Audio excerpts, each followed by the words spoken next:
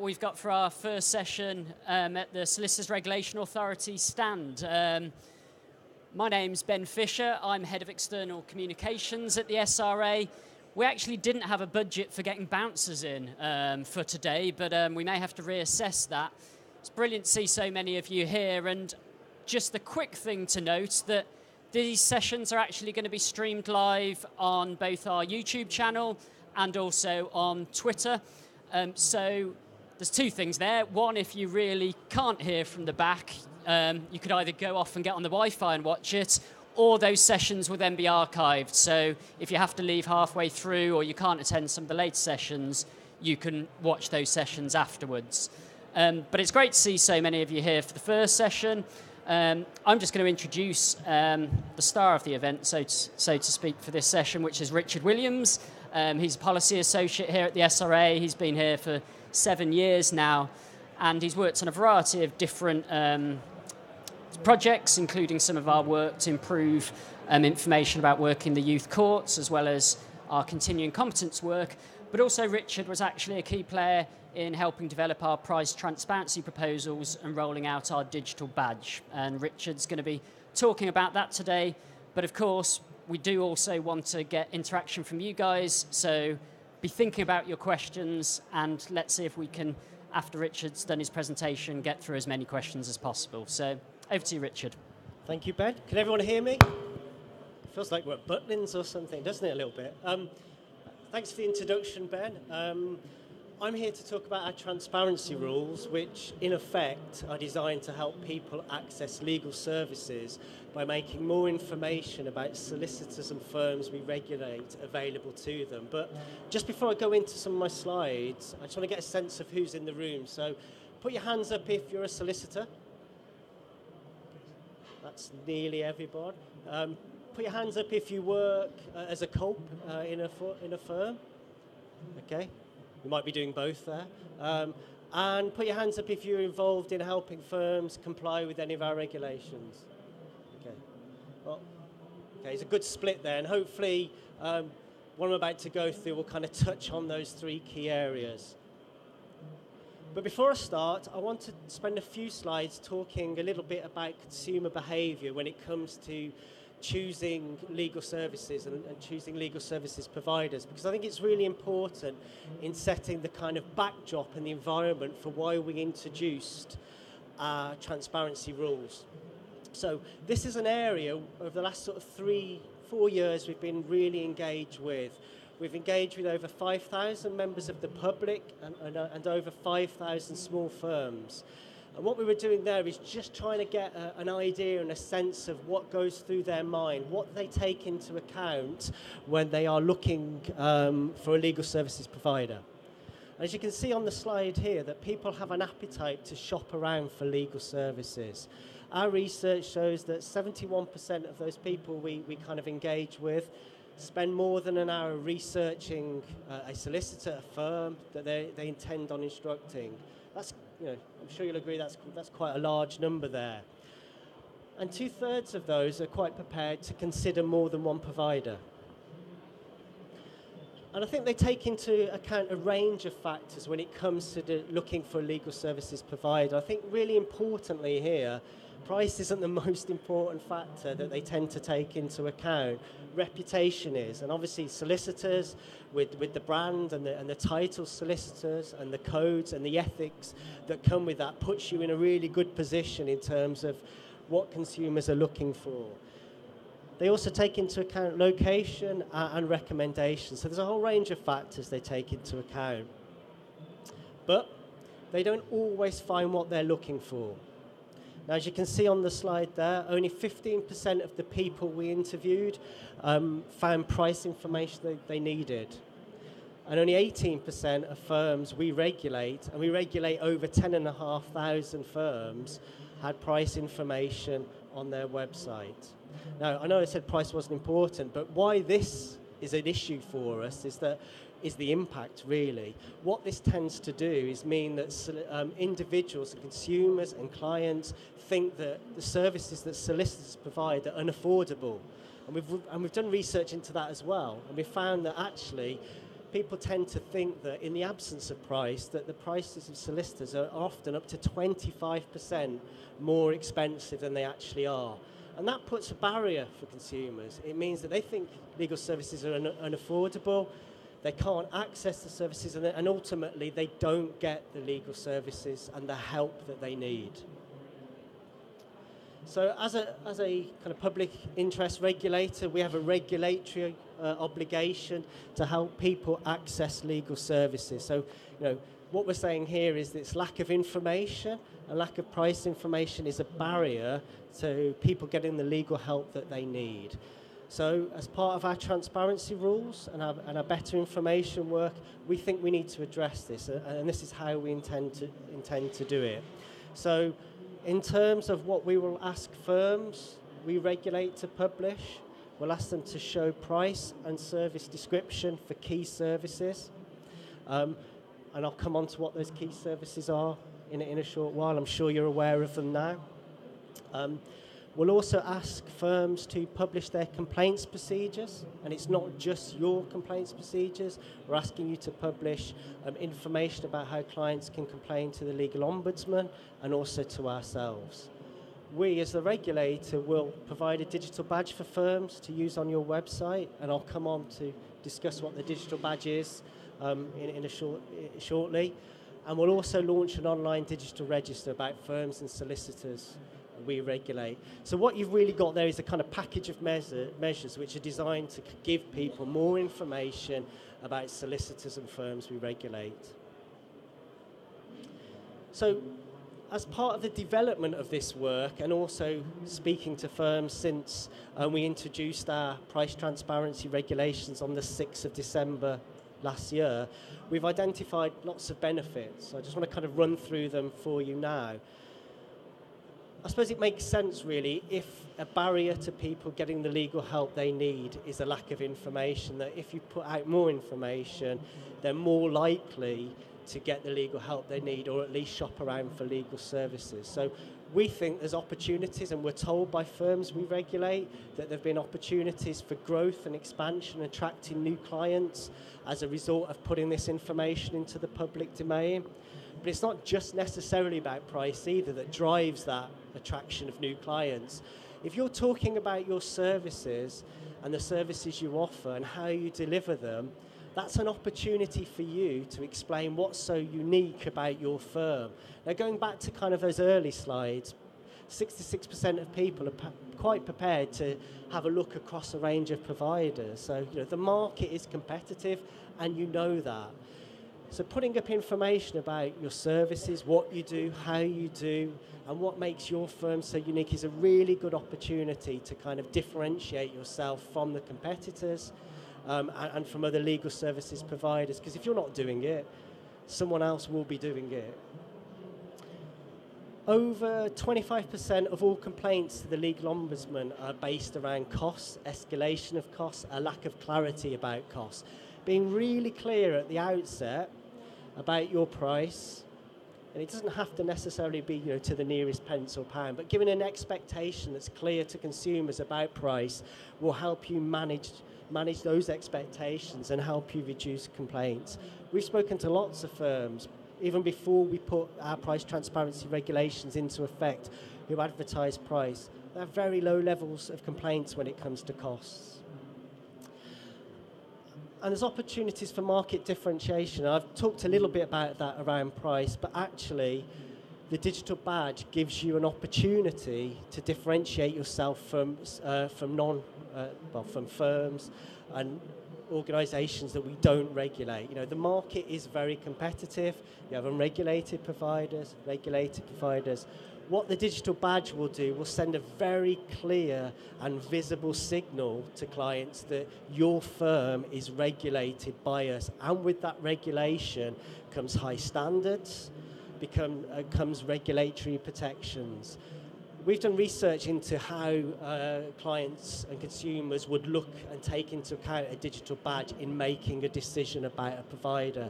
Nearly 80% of people we spoke to said that they are more likely to go with a firm that has a badge on their website for those reasons that I've just outlined. So it's good for you, the badge, to differentiate yourself from those other types of legal services providers.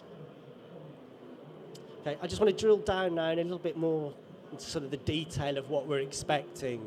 And as you'll note, these came into effect on the 6th of December 2018. And as part of our rules, we're asking you to provide clear and accessible cost information in a prominent place for certain types of legal services. And that can either be total cost, an average cost, or a range of costs. We're expecting you to put the basis of those costs, and hourly rates, fixed fees, the experience of qualifications of anyone that carry out that work. Now, I think we have to be pragmatic with that particular requirement. You know, if you've got a very large team of people who are working on conveyancing transactions, we don't expect you perhaps to go down to every single individual. We expect you to give a sense of who's involved with that work rather than kind of each and every single member of that team. Looking at details of disbursements, whether the services attract VAT, and details of services, timescales, key stages, etc. Now, if you have a website, you will need to do these things. If you don't have a website, you will need to make the information available in alternative formats if requested. Now, as part of understanding the impact and compliance of these price transparency rules, we've been undertaking web sweeps. So we've been looking at a randomly selected group of 500 firms to see if and how they've complied. I just want to give you a sense of what our emerging findings are. So we're seeing some fantastic examples of this, really clear, easy to understand information that will truly help consumers get a sense of what's involved with the work and the total cost. So some real positives there. Where firms are perhaps falling down a little bit on these rules and regulations at the moment is they're not possibly providing as much detail around disbursements and VAT as we would expect that these rules require. So if you've got your price transparency information on your website already, I just kind of urge you to just go and check that you've really made sure you're covering disbursements and VAT in the way that we expect. In terms of how people are providing cost information, I think the sense that we're getting is there's kind of a mixed bag there, and that's what we expected, but there does seem to be a concentration around firms going for kind of a range of costs. So they're either doing that in terms of a kind of 5,000 to 10,000, or they're banding it in a way that are saying a simple transaction is this amount, a medium complex transaction is a different figure. So that's the sense of sort of what we're seeing. So I think the real kind of message is we are looking at this, and we do expect you to have complied. So if you don't think you've ticked those boxes fully on disbursements or VAT, please go and have a look at your website. Just a reminder here of the services that are covered. Now, it's not all legal services. It's the services on the screen. Now, we are often asked as part of this work, why did we choose those? So I just wanted to kind of clarify our position on that. We chose them primarily because these are the most common legal needs of clients and small businesses. We know from our research and other organisations' research that there's lots of price variation in these service areas. A huge difference, particularly in immigration, for example, of the same type of work costing massively different amounts. And actually, the third reason why we wanted to go with these areas is actually we can work with other regulators here. We can collaborate with them to ensure that price transparency is pretty much rolled out across some of these service areas. So we also required you from the 6th of December to publish complaints information. That's your complaints handling process. Details how to complain to us, and also to publish details of how to complain to the legal ombudsman. And that's important for clients. Our research, and again research by other bodies, the Legal Services Consumer Panel, for example, has said that if people have experienced dissatisfaction with the service, they're unlikely to complain if they can't find out how to complain. And that makes sense.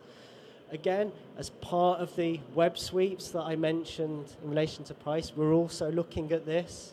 And I think there's a very clear emerging finding that most firms are not complying with this at the moment. So I'd urge you to have a think, if you haven't got this up already, to put that information on your website. We've produced guidance for you that you can use. It's on our website, and I'll come on to that you can lift and translate according to your website. So, almost all the firms we've looked at are not addressing this. So, a clear message from us is you need to sort this out as a matter of priority. And again, if you don't have a website, there is still an expectation that you make this information available to clients and to members of the public on request. So I've just touched on support available. We've been absolutely conscious that this is challenging for some firms to do. It's not necessarily the norm for the legal services sector to put price information on websites. So we've produced a whole range of guidance, support, best practice and templates for each of those services that we've asking you to put price transparency requirements in place for. That information is available on our website. You can go to it, download it, use it, ignore it if you want, but it is there as a starting point for you to think about how you might want to meet our requirements. We've also got a range of sessions like this that we've kind of carried out previously that you can look at and stream. Also, if you've got any concerns or any questions or any queries about how you might well comply with our requirements, you can give our professional ethics helpline a call. They're fully up to speed with all of these. They've spoken to lots of firms about this, so they can give you some really helpful pointers and prompts about how you think you might want to comply with our regulations. And again, the Law Society, we've worked really closely with the Law Society to make sure that our guidance and our messaging is consistent. So they've got a range of information that you can also refer to. So the support is there for you. I encourage you to use it if you haven't done this already. Or if you just want to double check that you're still compliant after what I've said today, go away and have a look at this and do use it. I suppose we're asked an awful lot about enforcement. What will we do as a regulator if you don't do the things that we're asking you to do in our price transparency regulations? As I pointed out, and it's on the slides, these have now been in effect since the 6th of December. So we now expect you to be complying with these. We do, however, recognise that for some firms there are challenges. You might have difficulties with your website designers. You might be developing your websites. So I would encourage you to try and address these as quickly as possible and pay attention to disbursements, VAT and complaints in particular. But I suppose in terms of our approach, we want to take a proportionate and fair approach. We recognise that it is challenging. We recognise that you would have tried, done your best to comply. So where we do receive a complaint or a report, or someone tells us that our firm hasn't been providing this information, our first action will be to just engage with you and say, look, we've received this report. It's telling us that your website doesn't contain the information. A gentle reminder, a gentle nudge that we do expect you to do it now. We'll point you to the resources, we'll point you to the help. So in that first instance, we're not going to kind of come in, swarm into your building, close you down, kick you out, those sorts of things. If we start then getting subsequent reports and consistent reports, then that's where we're more likely to take regulatory action. We're more likely to come and say, hold on, we've now received 10, 20, 30 reports. And we're using a range of tools to help us identify where there may well be non-compliance. I've mentioned the web sweeps. We'll also be using our thematic reviews and our thematic work to touch on this. So we do a lot of thematic work across the SRA. We go out and speak to hundreds of firms. It's a really good opportunity to kind of touch base with you and understand what you're doing in the first instance. So we'll use those. We're also engaging quite heavily with the public, consumers of legal services. We've already met with a range of consumer representative bodies to explain to them, so they can explain to their kind of constituents and their groups what they should be seeing and expecting when they go to a solicitor's website. And actually, we are already receiving reports from the public saying, well, actually, I went onto Richard Williams' website and I'm trying to buy a house. They say they're doing conveyancing, but there's nothing up there. So with that starting to happen. So I just want to spend the next few slides talking about the digital badge. Have any of you guys got the digital badge already? Okay, excellent. You'll get a prize from our stand at the end of the session. For those that are not aware of the digital badge at the moment, it's a logo. And there's the logo on the right-hand side there. And it goes on your website. Only firms we regulate can use that logo. And again, that links into that point about you being able to differentiate yourself from the market. What that logo does is tell the public that you are regulated by us, you've met our high standards, and that protections apply. The badge itself can be clicked on, so the Learn More is designed to draw a consumer's attention to that, and that will take you, the individual, through to another page, a verification page. What that verification page does is tell the user that your firm is regulated by us, your website is genuine, and it will also explain in clear, easy, and accessible language the types of protections that come with you and using your service. It will also have a link in the near and distant future to our digital register, and I'll come on to that. So it was voluntary from the 6th of December. It still is voluntary, but it will become mandatory on the 25th of November 2019. And that's to coincide when our standards and regulations come into effect. So that's a kind of high-level overview of the badge. If there's a number of hands that didn't go up, so I'm assuming that you don't have the badge already. If you want to start thinking about using the badge, there's some advice here. We need your domain name in order for the badge to work. Now, we have 6,500 domain names from firms, but we don't know whether that's everything. So if you want the badge and you want to start using it as soon as possible, can I suggest that you go into your MySRA account and you either add your domain name or you check that the domain name that's entered at the moment is accurate, because the badge won't work unless it's an accurate domain name. There is guidance and some helpful steps on how you can do that if you've forgotten how to access your MySRA account on our website. We also recognise that providers have a number of domain names. You might have multiple websites offered for particular types of services that you offer. If you do have more than one website, that's absolutely fine. We can give you a badge for as many websites as you have, but we will need your domain name. So unfortunately, at the moment, MySRA only has capacity for you to input one domain name. If you do want more, there is a form that you can fill on our website where you can list the additional domain names that you want. Yoshiki are a delivery partner in this. They're the organisation that we've contracted with to help us to implement the badge. They use digital badges for a range of organisations and a range of other legal services providers. You can access the badge from that link there.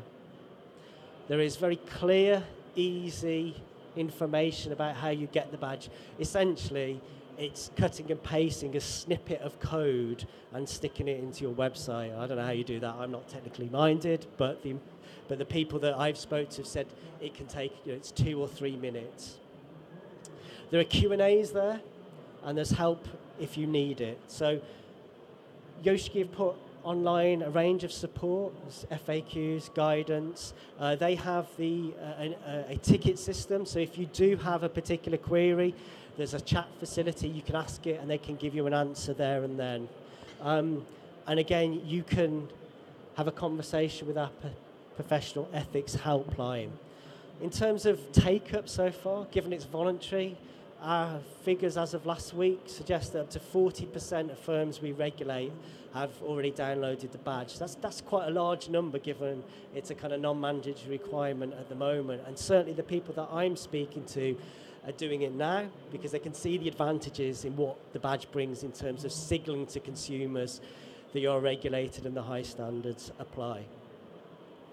The digital register, I'm going to spend a couple of minutes just talking through that.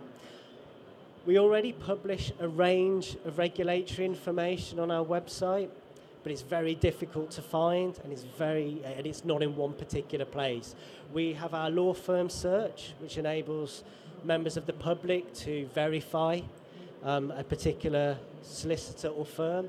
We also publish disciplinary information, action we've taken or action the SDT have taken against particular individuals and firms. Essentially, that's what we're suggesting that the register will become. It will merge those two bits of information, put them together so it's easy, accessible, and make it a lot more user-friendly for consumers to find that information. We'll publish a small amount of new information as well, and that primarily relates to the services that you provide. The purpose of the register is not for us, the SRA, to introduce a comparison tool. That's for the market to do. There's hundreds of people that can do that using our data more effectively and more quickly and probably a lot better than the SRA. What we're after is almost a kind of golden thread, really. You know, a consumer goes onto your website, they see the badge, they see the price, transparency information, they click the badge, they read the protections, they think, okay, I'm quite interested in using this firm, they're in my price range, they meet all the boxes I'm ticking. I just want to make sure that, you know, they are fully regulated, or there's no red flags that I should be aware of. The individual then click the register link and go into the register where they'll be taken to you and your firm just to make sure and validate their choice. So in terms of the introduction of the register, we're hoping that this will be in place around November this year, again to coincide with our introduction of our standards and regulations. So that's kind of it from me. Hopefully that's given you a sense of what you need to do, or if you've already kind of met some of these requirements, just a sense of what we're finding in terms of compliance. I'm quite happy to take questions now. So, sit there.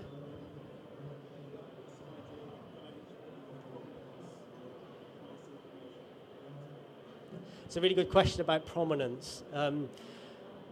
The guidance that we've provided at the moment is that consumers should be reasonably able to find that price information.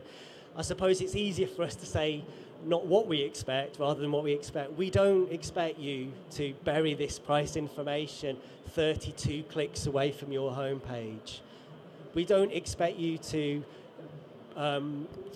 give a title to this price information that a normal consumer wouldn't be able to understand or expect. And actually, we have seen examples of that. We want it clearly, you know, these are our prices, these are our costs, and it be easy to find. 1 or 2 or 3 clicks away from your homepage is generally what we kind of mean by prominence. There's a question here. Whilst you say that it's not a price comparison tool, are you actually going to be selling data to those who provide that tool? It's a good question around how we use our data and who we give our data to. At the moment, we already provide the information to lots of different organisations. The Law Society is one of them. We give them to price information websites. That's free of charge. There's no costs involved. We'll continue to do that. We'll continue to do that to anyone who wants it, really with a view for them using it to help consumers understand the choices that are available to them. We won't collect price. We have no interest in what you charge. What we're interested in is you having information on your website. So I expect that there will be comparison tools and websites that will scan the entire internet and do that. We can't stop them. It's not our role, but we will give them the information that we will publish for them to use. So there's a question there.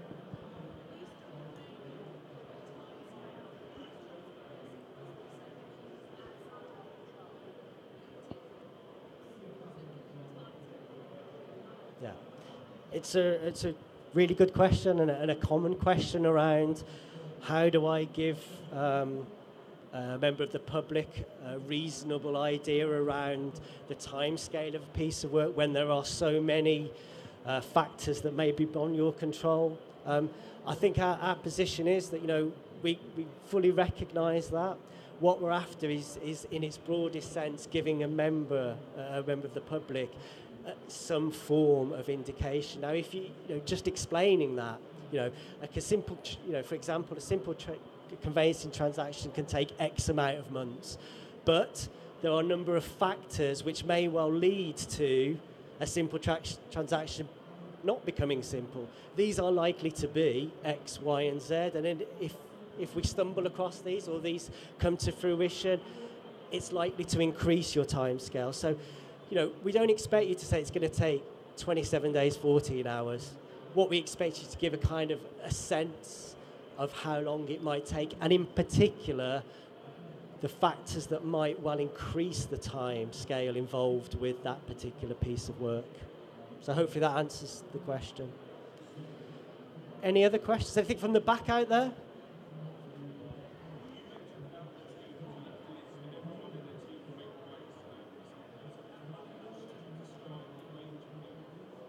Okay.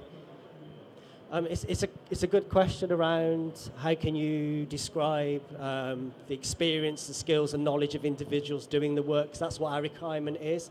I think, as I mentioned, you know, we know that there are some firms, some big firms that are going to be bound by this, who have 10, 20, 30, 40 people working on particular practice areas. For those, we've said, well, you know, we have to recognise there's going to be a lot of work for you to list them all and go into detail. So something fairly general will be okay in terms of our regulations. A lot of firms already have this information on their websites. You know, they'll have meet the team, who we are, a simple link from that particular price area to that page will also suffice. So, you know, we don't want you to reinvent the wheel here. We want you know, we have to be pragmatic about it, but, you know, we do expect there to be some information about who's doing that work. So either link it to existing stuff or kind of give a sense of who's involved. Does that make sense? Okay. There's a question at the back.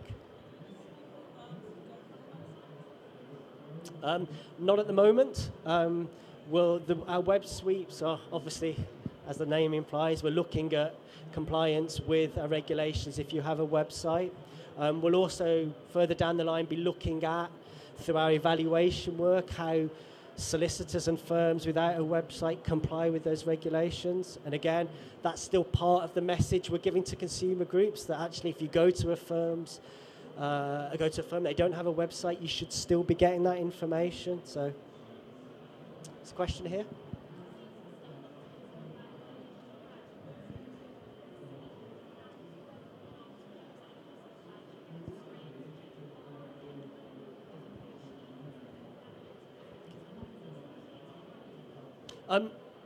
Just for those that are watching kind of live or on demand, it's a question around whether or not our digital badge essentially gives firms cause for concern in terms of GDPR. Now, I can assure you that it doesn't.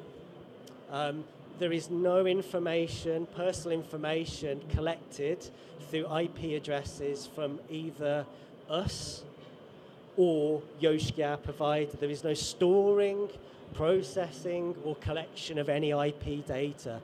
And the way that is achieved is that Google Analytics is used, and we need to have information on who's using the badge and not, and the number of click-throughs. So we do have to use that, but the IP address is masked. So any information that we then get further downstream is kind of anonymous, avoided. We simply can't understand who individuals are or anything about page navigation behaviour. So in that respect, GDPR kind of slips by the wayside. So hopefully that's under your question. Question at the front?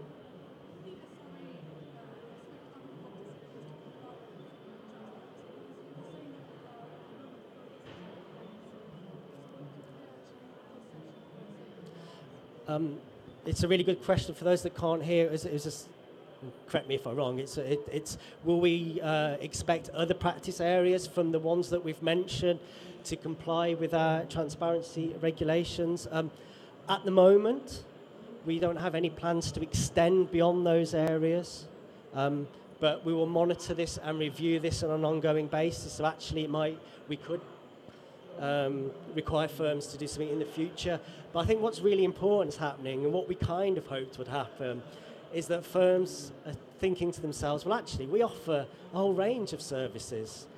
Why is it we should only provide price information in those? Because actually, if we put ourselves in the shoes of a consumer, they're going to come to our website and they're going to see price for half of the stuff that we offer and no price for the other half, and that's a bit weird. So actually what I'm getting from firms is that they're actually going beyond what our requirements are and putting price information up for all of their services. And actually that's what we really kind of wanted to achieve without over-regulation, really. You know, it's driving a change in behaviour through just focusing on those prices. So there is nothing to stop you doing that, and actually a lot of firms are already doing it. Okay, I can't see any more hands up, so thank you very much for taking the time to come to this session. If you've got any further questions throughout the day, our stand is pretty much opposite, so please come and say hello and ask us those questions. Thanks very much, and thanks for joining me.